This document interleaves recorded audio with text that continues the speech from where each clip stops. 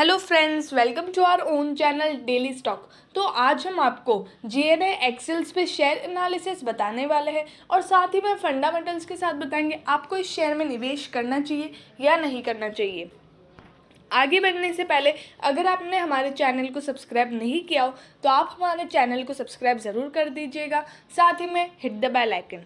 तो सबसे पहले आपको जीएनए एक्सेल्स के बारे में बताते हैं। तो उसका हेडक्वार्टर होशियारपुर पंजाब में है, इंडिया में, और ये मैन्युफैक्चरर है मोटर व्हीकल पार्ट्स का। जो व्हीकल होते हैं उनके जो पार्ट्स होते हैं वो ये बनाता है। और ये इसके जो क्लाइंट्स है वो कोई छोटी मोटी जो आप समझ सकते हो कंपनीज वो नहीं है, जैसे कि आईसी मोटर, उसके बाद महिंद्रा, और ऐसी ही बहुत सारी कंपनीज है जो जीएनए एक्सेल्स की क्लाइंट है। अब बात करते हैं इसके कंपनी डेटा की।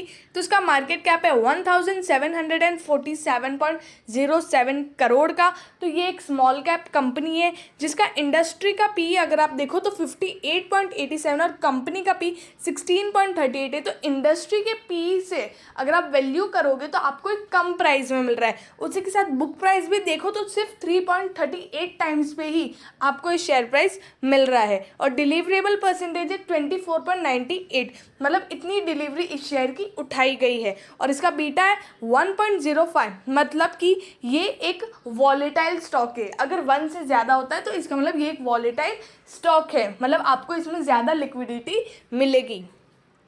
फाइनेंशियल ट्रेंड की बात करते हैं।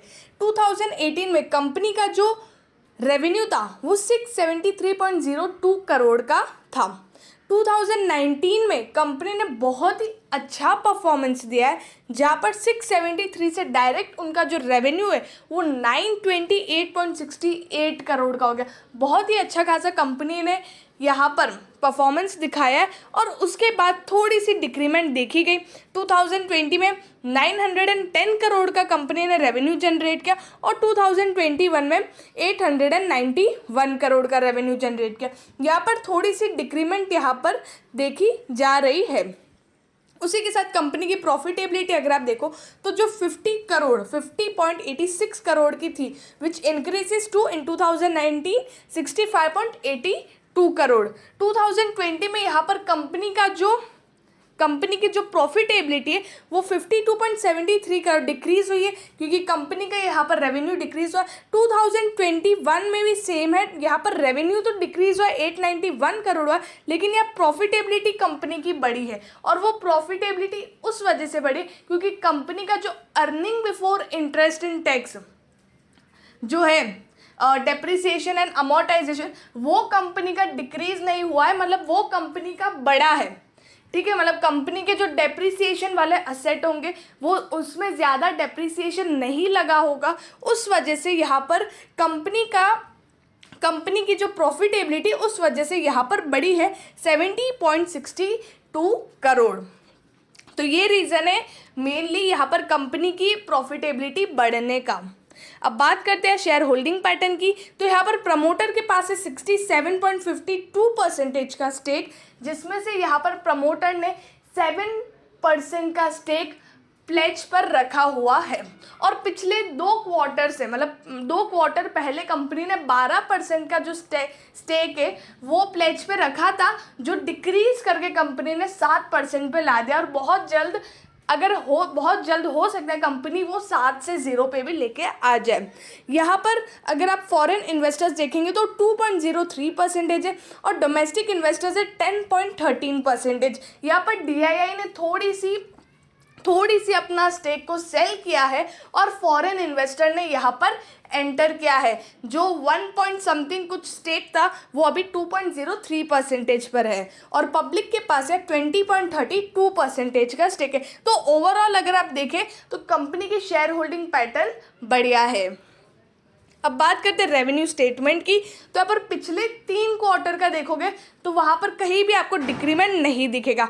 जैसे कि दिसंबर में कंपनी का सेल्स था 276 करोड़ का, मार्च में 310 करोड़ का और जून में उनसे भी ज़्यादा 328 करोड़ का। और अगर ऐसे ही सेल्स इंक्रीज होता रहा तो कंपनी बहुत ही अच्छा परफॉर्म मतलब कंपनी का शेयर बहुत ही अच्छा परफॉर्म करने वाला है।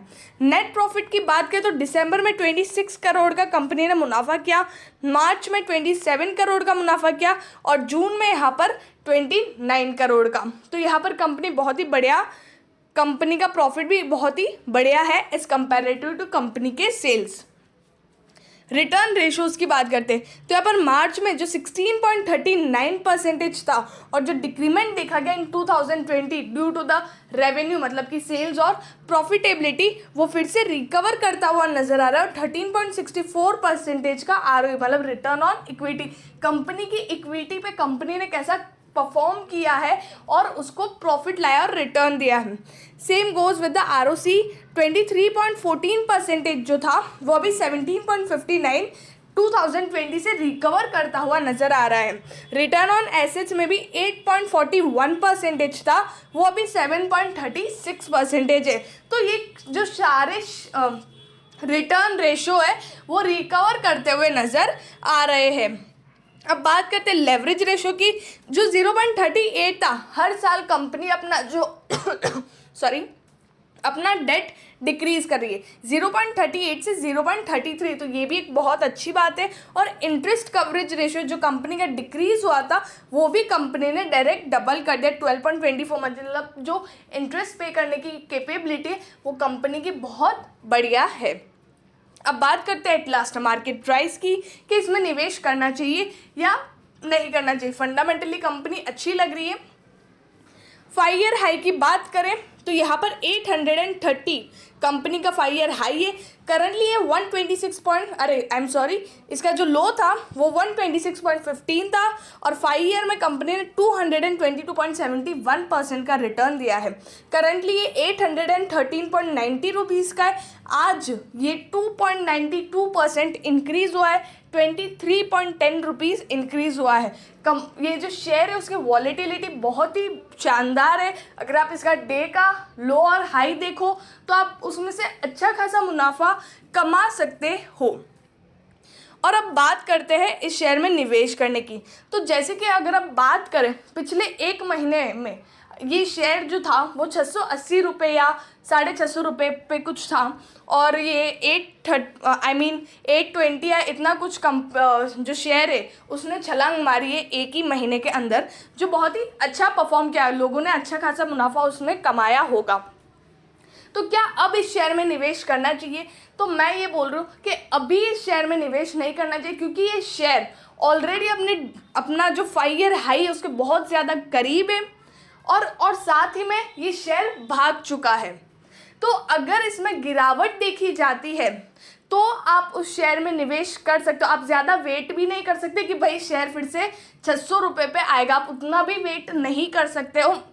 अगर आपको ये 700 रुपये तक या 730 रुपये तक ये मिलता है तो आप इसमें निवेश कर सकते हो। और स्विंग ट्रेडिंग के लिए ये शेयर बहुत बढ़िया है, तो आप इसमें स्विंग ट्रेड भी कर सकते हो अगर आपको गुड एग्जिट और एंट्री पॉइंट पता हो तो आप इस शेयर को अपने रडार पे रख सकते हो और स्विंग ट्रेडिंग के लिए ये शेयर को सेलेक्ट कर सकते हो। अगर आपको वीडियो अच्छा लगा हो तो please like and share and subscribe our channel. Thank you.